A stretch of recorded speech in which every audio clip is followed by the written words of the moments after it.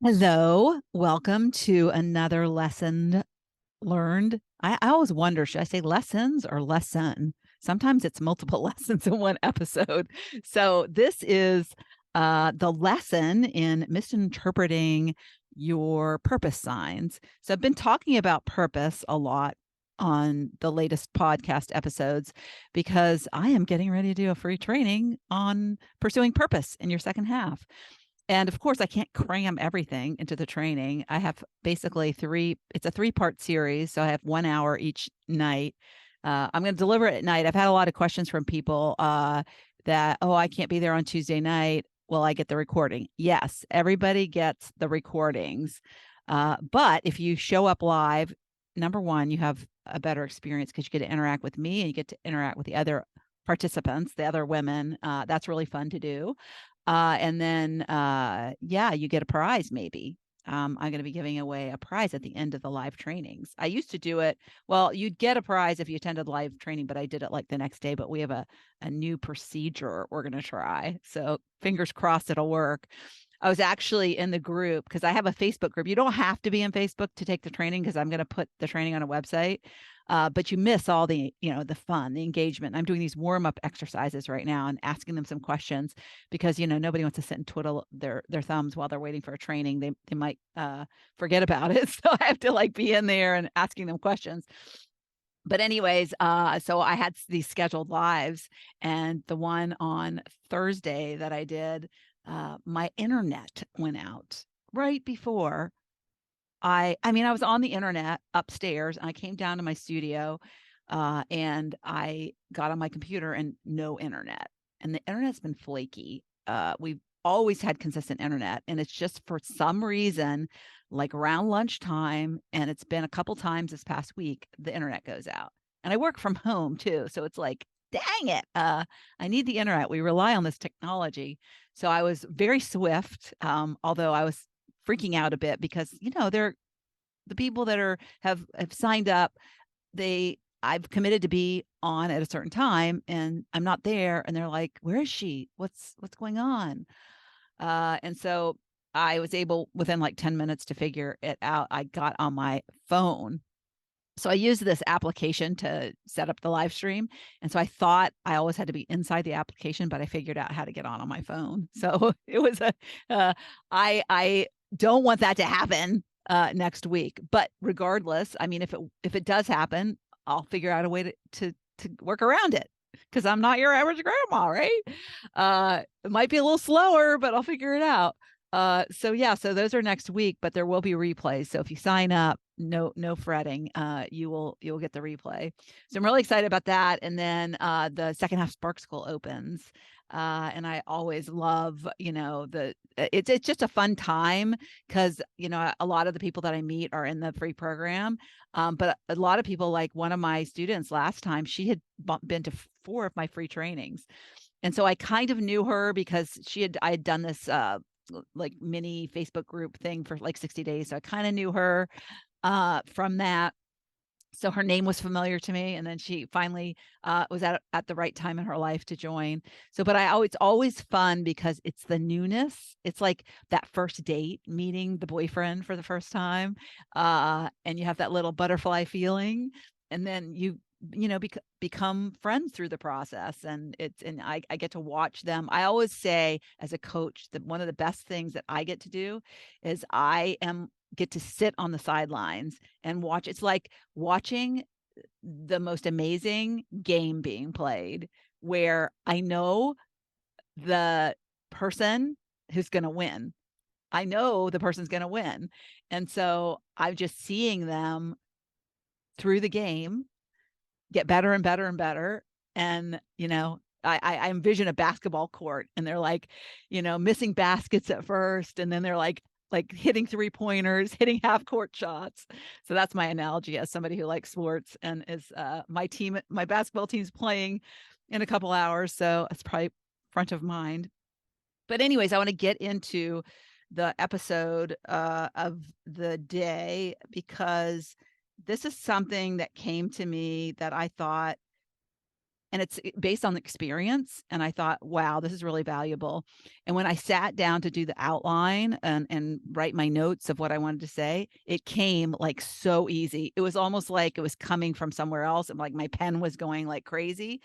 Nothing forced, it just came. And I was like, when that happens, it's a message that I know that people need, and I know it's a message that I'm going to be passionate about delivering. And so I'm going to talk about the difference between skill, gift, and what I created this name, bright work. I was like, what can I call this? What can I call this? And it's being aligned with your soul. That's the kind of like work, right? But I like to call it bright work. I like to put things in terms that people can understand, because a lot of people are like, I don't know what alignment is. I know how to align my car, when it's veering off the road. Kind of similar, right? When you're aligned, you're on the right path. You're on the right road to where you're meant to go. And people make assumptions, make mistakes, and they think their purpose is a skill they have or a gift they have.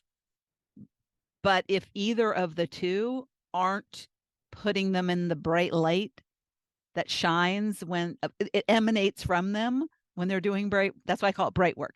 It makes a person brighter because they walk with this, positivity, this happiness, this joy that's palatable, you know? And so I'm going to talk about these three things, and I'm going to give you my experiences in making the mistakes that I see a lot of people making. So hopefully this will help you kind of look at your life and if you're not feeling like you're living purposefully and you're not feeling passionate, then this should resonate. And I want you to look at your life and say, where have I, and not necessarily, I don't want to say you've gone wrong, because our path is there for a reason to teach us, but where can you look back and learn from veering off the path that you're meant to walk? And like, that's why I didn't find my purpose until I was almost 60 years old. And it's was still evolving. Of course, I was like, had the idea of this is, and it lit me up, but then I had to take the action to pursue it. So I'm going to talk about these three things. First of all, skill. A skill is something that can be developed. So you might have a skill in something like accounting, nursing. This is what we go to school for, right? Get a degree for. Some of skills are just like on the job training. I was a project manager, so I learned that as on the job. I didn't go to school for project management. They didn't even have schools for project managers. Now they have this certification, PMI. I never got certified in PMI, and I found that a lot of people who do PMI are kind of like, they're like kind of by the book, and they weren't like, one of the things I think I do good as a project manager, one of my talents is I'm very adaptable. I'm very flexible. So when like the something shifts in the project, deadline changes, or monkey wrench gets thrown into it, I'm really good at it. I'm not like real rigid about it. So things can be on the job or life training. And then, other things, nursing. I work with a lot of nursing, juggling, I thought, because like skills can be hobbies you develop, right? But it's knowledge in an area, a topic area, right? And so we develop skills for different reasons. So a lot of times our parents did it. So it's like, oh, if they did it, and genetically, we probably have a knack for it, right? And plus, they've modeled it for us, so it's familiar. So that's one reason. Another reason is our parents want us to do it. So this happens a lot. Somebody in the group just posted about she was in her family's business. I asked people to say, like, when was an unhappy time where you weren't lit up in your life? That was one of the warm-up questions. Somebody said, oh my gosh, I was in the family business and it was miserable. I hated it. So some people like it. I'm not saying skills are meant to, that you're not going to like them. I'm just saying the skills are a thing. We develop them, and there's reasons that we develop them. Another reason you develop a skill is it makes us money. And the other reason is because we're interested in it. And what I find, unfortunately, is that the last reason, because we're interested in it, is usually the last thing we pick for a job to do. We develop a skill for a job because our parents did it, our parents want to do it, or it makes us money. And rarely because it might interest us a little bit, but it probably doesn't light us up, right? And so that is kind of the skill bucket. Gifts, I see gifts as innate in us. It's kind of like we are born with it. And it's just something that it kind of came with us. It's just a part of who we are. And things like typically when I think of a gift, I think of singing, dancing, playing an instrument, but like kind of artsy things, painting. Uh, but you can be good with numbers. You can be innately good with people. Have you ever like been in a conversation with somebody and like they automatically you love them. They make you, it's the conversation so easy, and you just want to, like, when you go to a party and they're there, you just want to go talk to them. So that's a gift. That's a gift people have. And some gifts people know about. They're born, and it's like a lot of times like somebody who has an ear for music will get a little baby piano by accident, and then they'll start typing on it, or playing it, and the parent will be like, "Oh my god!" And the gifts are discovered sometimes by accident, just through childhood play, and so that that is, people lucky, I think, who can find that, and some are dormant, I like to say. So if we aren't exposed to the thing that we're gifted at, how will we ever know it's there? So I see that there's a lot of people who get to midlife who have gifts inside, and they don't know they have them. They're just like, they're dormant, they're invisible. But an example is, my youngest daughter, she wanted a piano, or piano lessons, put it that. She wanted piano lessons for her 14th birthday. I never exposed my kids to music because I didn't have music in my family. And so I didn't even play an instrument. A lot of schools require that you play an instrument, like in middle school. And we could opt out in my middle school, and do chorus, and I can't sing either. So, but I thought, and I don't know what the reason was, but I picked chorus instead of instruments. But so, yeah, so I never really was exposed to music. And so she said she wanted to piano lessons. So I found a piano teacher, and she started going to piano lessons. And little did I know that she was like really gifted in music. In fact, what was the movie? Titanic. Titanic was happening about that time, and she loved the music in Titanic. She actually started playing one of the Titanic songs by ear, like by ear. I was like, oh. So, yeah. And so she loved the boy band Hanson. And so I could do a whole episode on Hanson and how many Hanson concerts I've been to. But she got really inspired by them, and then wanted to, and her favorite one played the keyboard. I think that was one of the reasons she wanted to learn how to play music. But yeah, so that's an example of something that is very untapped, and she wasn't exposed to it because her parents didn't have that in their lives and didn't think of it. And so, yeah, so sometimes gifts are discovered accidentally. And so, bright work, as I'm calling it, is what I think it is a combination of these two things. And so and I think what's important to know too, if you're in a place where you're not feeling purposeful, that the reason you came here, the purpose you came here for, could be an undeveloped skill and an untapped gift. Because skills, when we think of skills, we think of things we've developed in the past. But I'm a coach. It lights me up like nothing I've ever done before. And I didn't learn how to coach until I was 60, 61. And so when I got certified, and so, yeah, I good at talking to people. That was my gift, but I didn't develop the skill where I could use it and really help people, which is now my purpose. And so completely untapped. So the mistake most people make is that, well, there's two mistakes. So I'm going to talk about the two mistakes. The first one is just what I touched on, is that they think the skills that they have now are what they have to like find their purpose on. Yeah, like it's like I must utilize what's already within me, but that is a misperception, because you can develop skills in anything. We haven't, at midlife and beyond, our brain hasn't stopped working. We just haven't, some of us don't use it enough.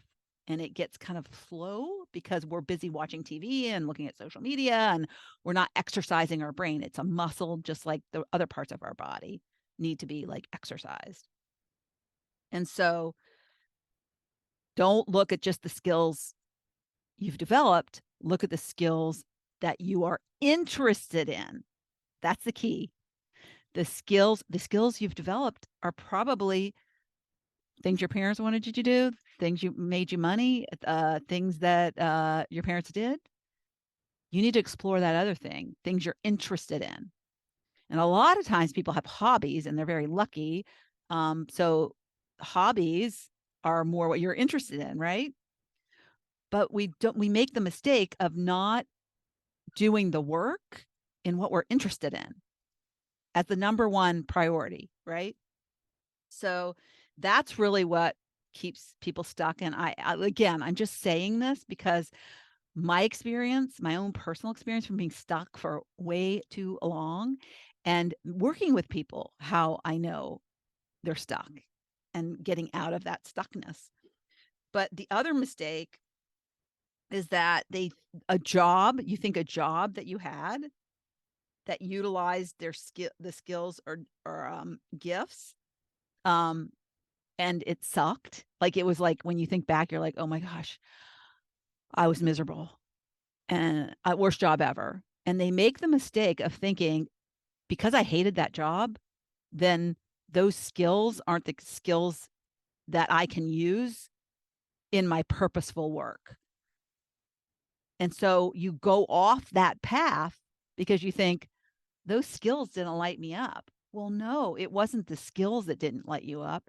It was the method in their application. It was the job you are doing. So many things affect your working environment, like the people that you work with. You could have had a horrible boss. Somebody else in the group was saying how her boss was always putting her down and critical of her. I can't imagine. That's like emotional abuse daily. And then, you know, you end up working with coworkers, or the model of the job is just not your cup of tea. It's just kind of not aligned with what you think would be how you would want to do your skill in the best case scenario. And so they turn away from that, and then they don't examine why. Like they don't like look, they just look at it as they kind of look at it as a lump. Like, oh, that I can't do that, the job sucked, so I got to learn something else, I got to do something else, because it's not that. So that is the two mistakes. Okay, so I'm going to give you my experiences, because I love examples on both of those mistakes that people are making. The mistake I made, where thinking my skills were what I needed to, that my purpose here, it must be on the skills I've developed in my life, or I wouldn't have developed them, right? And so I only looked there, and but those didn't light me up, right? So I learned project management. So I'm thinking, oh, what I need to do is teach people how to plan. And so I do that, but that's just a very small part of what I do because I do have that skill and it helps people. But I learned it and I became good at it. And so that was something I did for the money because the money was good. And I actually started that job in another role, in another skill set, technical writing. And I was promoted into that position because they had a need and they asked me to. It's nothing I applied for. It just kind of like happened that way.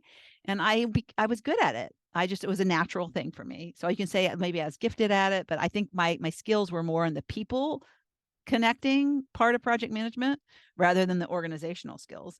And so the truth of the matter was that I didn't really like the details, the detailed aspect of project management work. And you might be surprised to hear this from a project manager, and my students will probably be surprised to hear this who are listening, but I'm actually more of a winger. I call them wingers versus planners. Planning is a skill you have to develop. But innately, I'm more spontaneous. I like to be spontaneous. I like to just like drop in on people. I like people to drop in on me. And so, yeah, but that's my number one gift, I think, um, is having great conversations. That's a gift that I have. And I used that in that job. So I used a combination. I developed a skill and I used a gift I had. And I was good at it. And I got promoted and I got great raises. I got rewarded incredibly well. But it wasn't work that I felt was well. There was a period there where I felt really lit up about it, but it's when I was in my zone of working with those people and feeling really valued and feeling like I really had a mission and a purpose. And what I felt in my soul was aligned with the company mission to change people's lives. And that was more at my work at AOL because we were building the internet and it was going to change the world. And so that lit me up. That was very purposeful work. But at the end of the day, I went to other jobs as a project manager that didn't light me up, that drained me. So it wasn't the skill and it wasn't the gift because I still had those things. I was still working them, but different environments.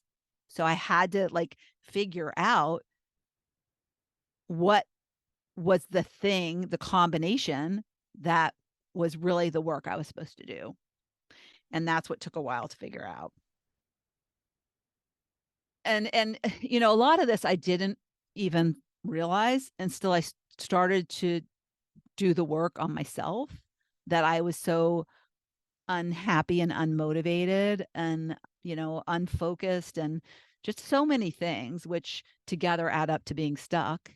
And so I started to do the work. And it started, I remember, with this law of attraction journal. And so I was doing a lot of soul searching, personal development. And what I figured out is that my number one gift, and you may be surprised by this gift, uh, is having great conversations. I just have a knack for having great conversations. Great conversations light me up like nothing. I get so energized. And part of what I love to do in conversations is when somebody asks me for advice or, they're struggling with something, I love to give them ideas. So in project management work, that's a lot of what I did from a project standpoint. Like we would get together. I loved the people that would come onto the project that were difficult to deal with and like turning them around. So that was a sign of like, I never even saw a sign that I probably could be a coach or I would really enjoy that as a profession. And honestly, I did have thoughts about becoming a therapist, but I didn't want to go back to work. I mean, this is all like happening when I'm in my 50s, right? I don't want to go back to and get a degree and have to start from scratch. So I just had to figure it out. And so I figured out this gift that I had. And the other thing that I realized, and when I started working with one of my mentors, uh, he pointed out the reason why I love uh, to watch the social interaction shows, the reality TV shows like Survivor and Big Brother. Um, I love to really see people in a social interaction. I love to try to figure out what makes them tick. And so when I realized that, you think, oh my gosh, I'm doing this, wasting my time watching TV. Well, what are you watching? Is what you're watching making you like, is it something that like, you're like, oh, I'm curious about that. That really kind of lights me up. I really am interested in that. Tune into that. If it's just like for like you know, rubbernecking somebody's disastrous life, then that's not probably not going to light you up.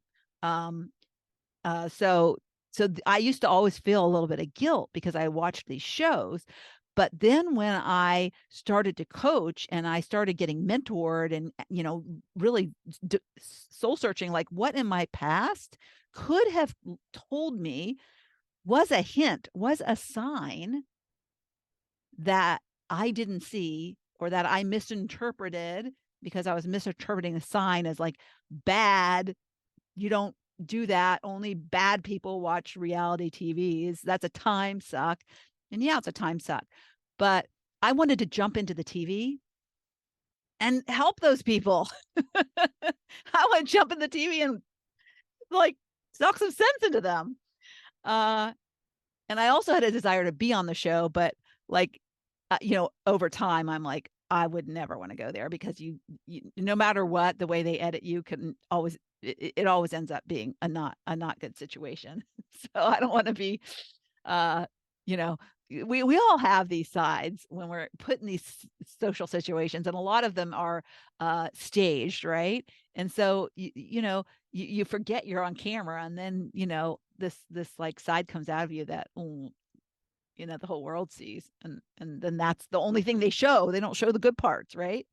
So you have to be careful with that. But I love to sit and witness and watch these people interact with each other. So social situations are my jam, right? That's what they are. But I never knew this was a gift. I just didn't. And so that was kind of a full circle moment when I realized, oh my gosh, I never thought I had a gift. I can't sing, I can't dance, I can't do anything special. But a lot of people can't have great conversations. So, and a lot of people don't like have conversations that make people feel great, right? And so being a positive force in social situations is a gift. Of course it's a gift. Why wouldn't it be a gift? And pay attention if it lights you up. If you're an introvert and you dread social situations, it's not your thing. It's not your thing. Don't be forced into it. So yeah, so that was one. And then the other mistake in where I misinterpreted where the you think what you're doing is not your gift, but it really is. In that scenario, my mistake was I when I went to college, I asked my mom for advice and I wanted to do social work. She said, "You'll never make money doing that." So that put in my head, I got to make money, number one, and which is a belief that I had to like rewire. But number two, my dad was a teacher, my mom was a teacher, my sister became a teacher later. Uh, so I was like, oh, okay, I'll just be a teacher. I'll just be a teacher. That's what I'll do. Well, I'll tell you, one of the signs of not being in bright work is when you have to drag your butt to class. So I took this communications class in college and OMG, it changed my life. I loved it. It was like, it taught me so much. That was like, I think the first time I learned about the ego. and communication dynamics and what happens. I remember it's like when you have two people, and then you introduce a third, there's oftentimes like problems with communication once a third person. I just, there's stuff that I remember from that. And it literally changed my relationship with my sister-in-law. And because I started to apply some of the things I was learning in that class was bright work for me.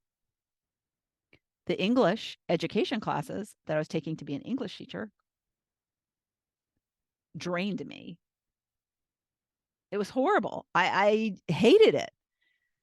And hence I dropped out of college. Now I dropped out because nursing a broken heart and I need to take a semester off. And then I never went back because I met my ex-husband during that break.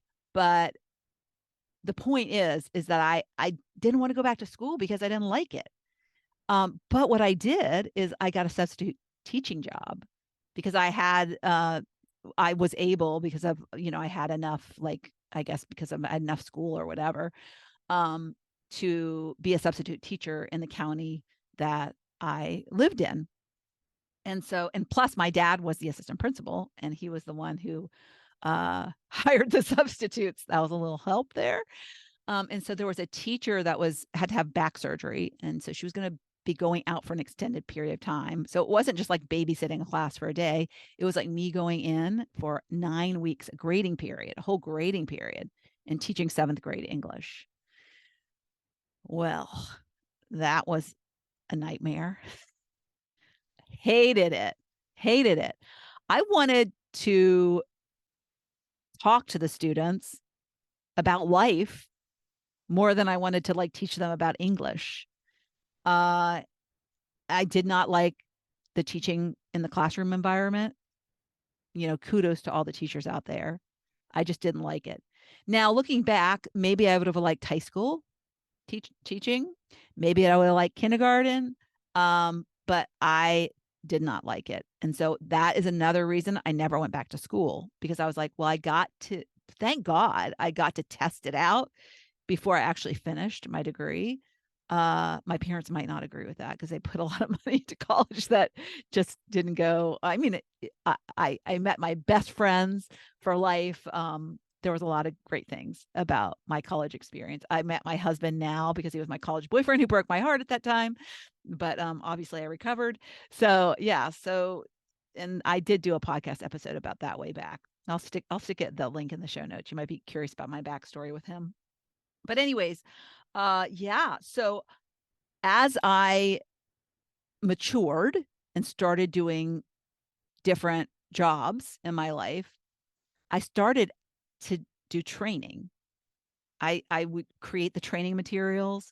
I had this one job where I had to, it was kind of like this software, hardware integration. We sold this like thing that you could plug into your computer and it would force a login. Before the operating systems had logins built into the computers, you had to we sold this thing and you just stuck it in your computer and it forced a login. It's when security started being important with the government. I worked for a government consulting firm. And so they needed somebody to, I was hired as a technical writer. So they was like, okay, can you write the training and can you deliver the training? And so I was like, sure, I'll do that. I loved it. I loved the adult students. I loved them coming in. I loved creating the curriculum. I loved training them. And I was, the thing that also, the other aspect about training, if you're somebody who likes training, is you're also learning. So you have to learn what you train. So there's this learning aspect where you're kind of like a constant learner, which I love too. And so what I learned by a personality test is that my number one, personality type for the work that lights me up is advisor, which is what a coach does. And number 2 is a sage, which is a person who teaches. And isn't that funny? That's what I do now. So my mistake is misinterpreting the signs that I actually was supposed to be this advisor, be this teacher, be this person that makes a difference in people's lives with information and sharing that information. And that's what a teacher does. But because the environment and the model that I was placed in turned me off so much, I went off that path and only came back to it because of a job that I had that I, number one, didn't apply for. Because remember that when I was saying that, I did not, I was a technical writer. I wasn't a trainer. They didn't hire me to be a trainer. So it just kind of fell into my lap. And you know what I know now about how the universe like drops things into you, you know, like Tony Robbins calls them breadcrumbs, and we just walk over them. That was a big breadcrumb, right? Dropped right down there, like, you know, this is what you're good at, Lori. This is what really lights you up, Lori. Notice. But I didn't know anything about purpose then. I didn't know anything about how you really have a purpose and you need to live your purpose and you're born here to do something. I didn't know any of that. You know, we didn't, that personal development wasn't a thing yet. I was a working mom, yeah, doing laundry and dealing with the things that you deal with as a young mom. So anyways, yeah. So those are the signs that you miss, right? Because you think that this one experience you had, it's not your thing, but you need to dissect it. You need to look at it. What are the skills that have made you, not because you had to do them or because you were told to do them or because they made you money?